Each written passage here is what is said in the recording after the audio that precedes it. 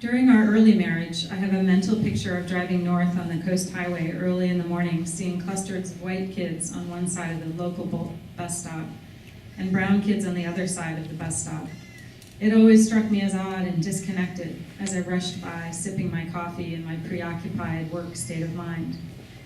Our first child, David, was born in 1997. Ella followed in 1999. In preparation to enter David in school, we toured Pawlecki Central School.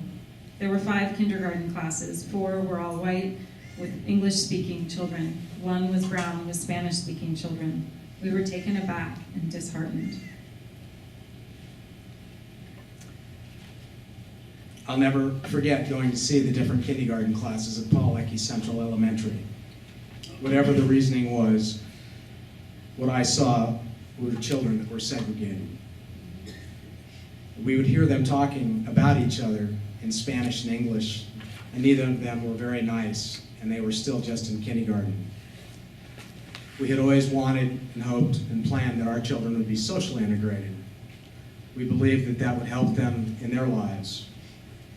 We felt we were fortunate that there were so many Hispanics in our community.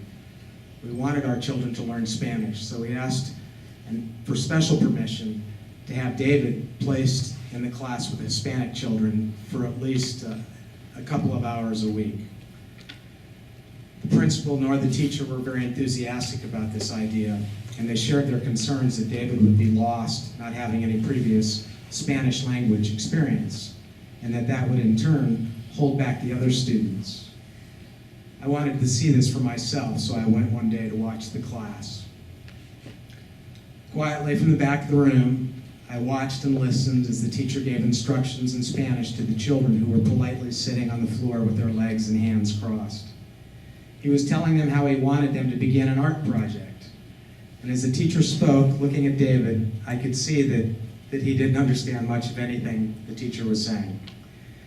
He began to lose focus, his eyes drifting to the sky, and was soon in his own world far, far away from the classroom. I then instantly understood what the teacher's concern was. Wow, maybe I made a big mistake.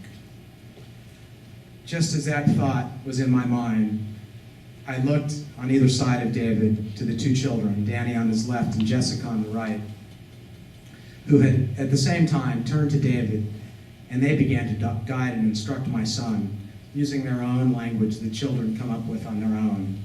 It was a mix of Spanish, it was a mix of English, it was a mix of hand gestures, and David responded beautifully.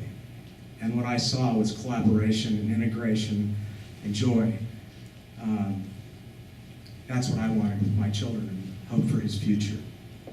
Bingo.